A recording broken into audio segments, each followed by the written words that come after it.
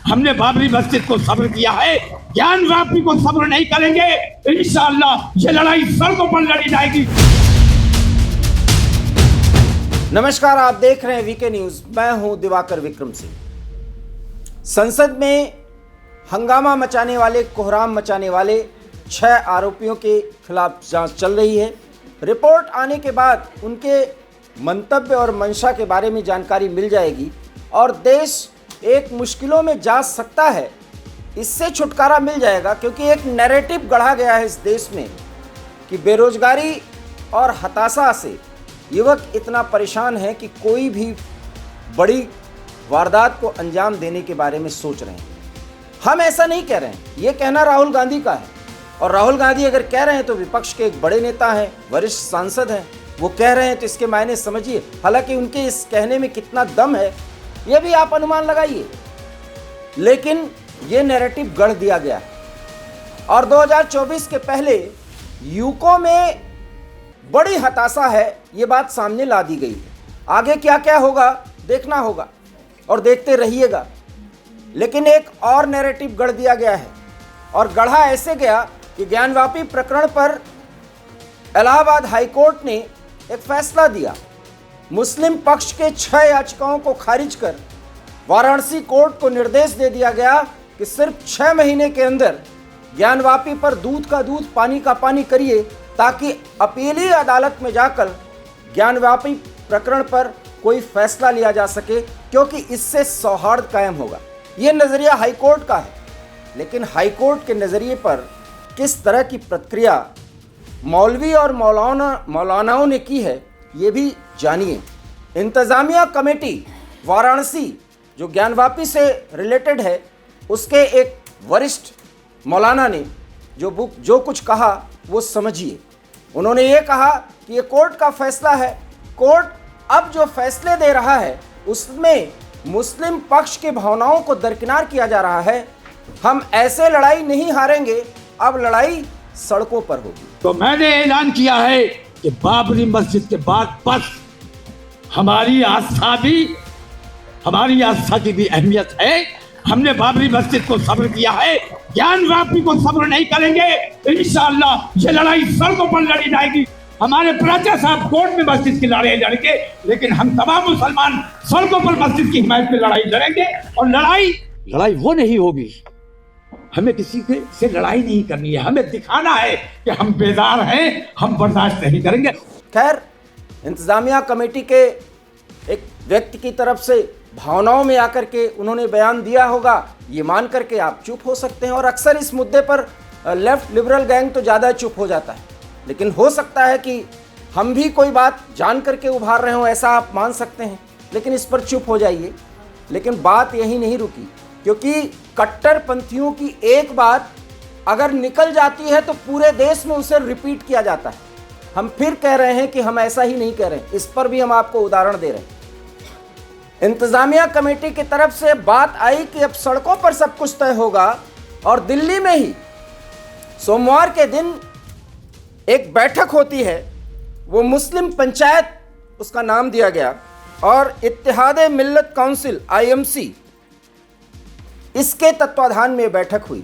और इस बैठक में कई मुस्लिम मौलाना, मौलवी, इस्लामिक स्कॉलर्स वहाँ पे पहुँचे थे। इसमें मौलाना तौकीर भी पहुँचे। बताना इसलिए ज़रूरी है कि तौकीर तो विवादास्पद बयान देते ही हैं, उनके बयानों पर आपको लगता होगा कि हम बताएंगे वो क्या कहेंगे, लेकिन उन्होंने जो कहा उसको ज़रूर सुनिए।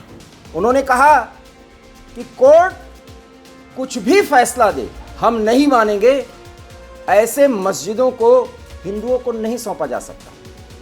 और अब लड़ाई सड़कों पर होगी, लड़ाई सड़कों पर होगी, ये मौलाना तौकीर ने भी दोहरा दिया। और आगे भी कई मौलाना ऐसे ही दोहराएंगे।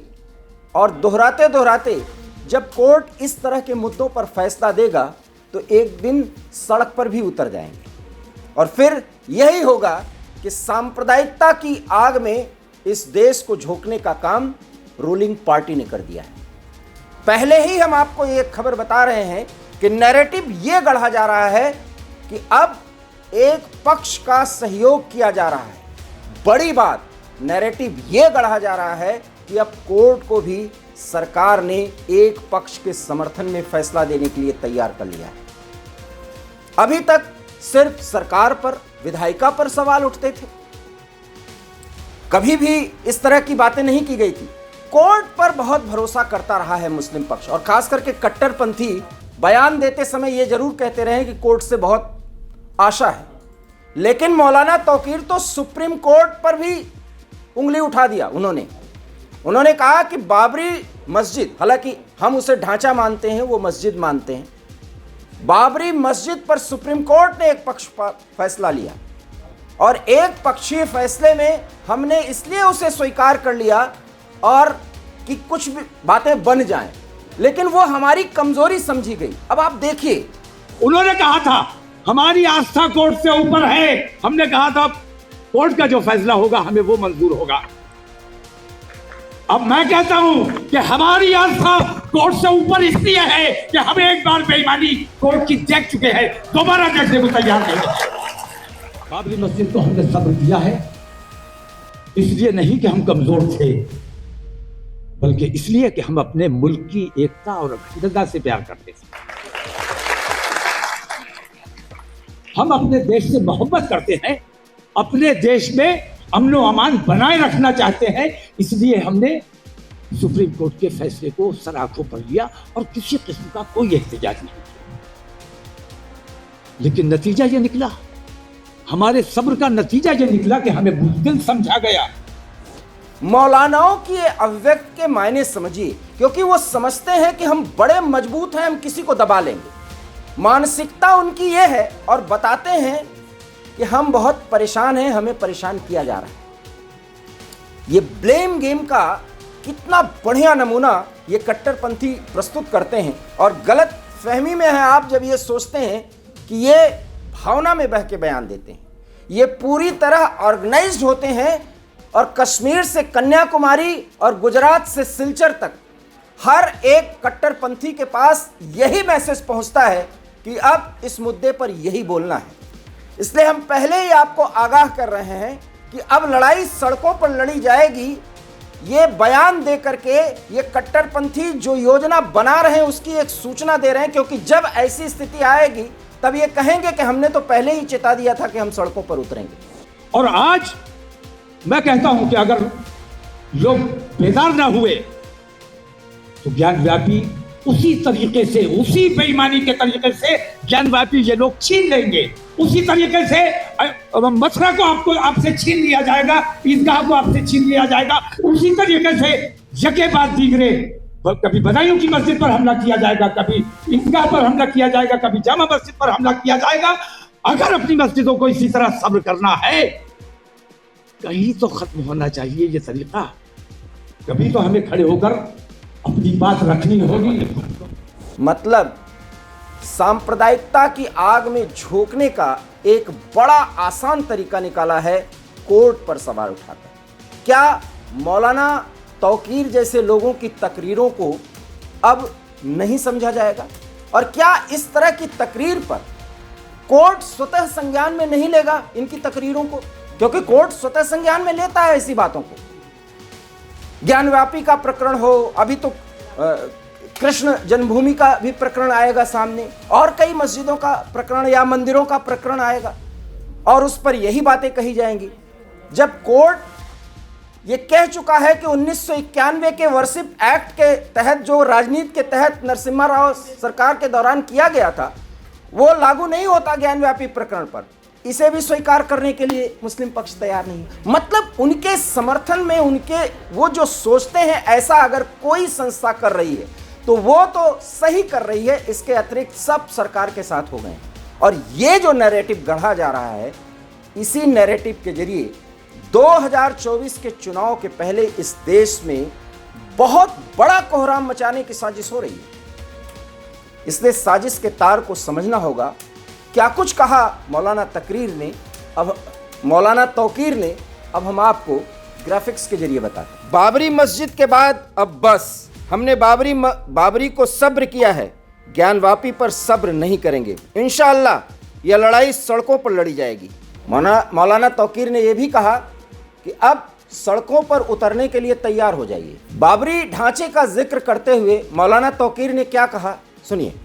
अब हम ये कहते हैं कि हमारी आस्था कोर्ट से ऊपर है क्योंकि हम एक बार अदालत की बेईमानी देख चुके हैं। तौकीर ने यह भी कहा कि एक बार तो सब्र कर लिया, अब सब्र करोगे तो बेईमानी से ज्ञानवापी भी छीन लेंगे। मौलाना तौकीर ने आगे कहा, ज्ञानवापी के बाद मुस्लिमों से मथुरा और बदायूं की मस्जिदें छीनी जाएंगी।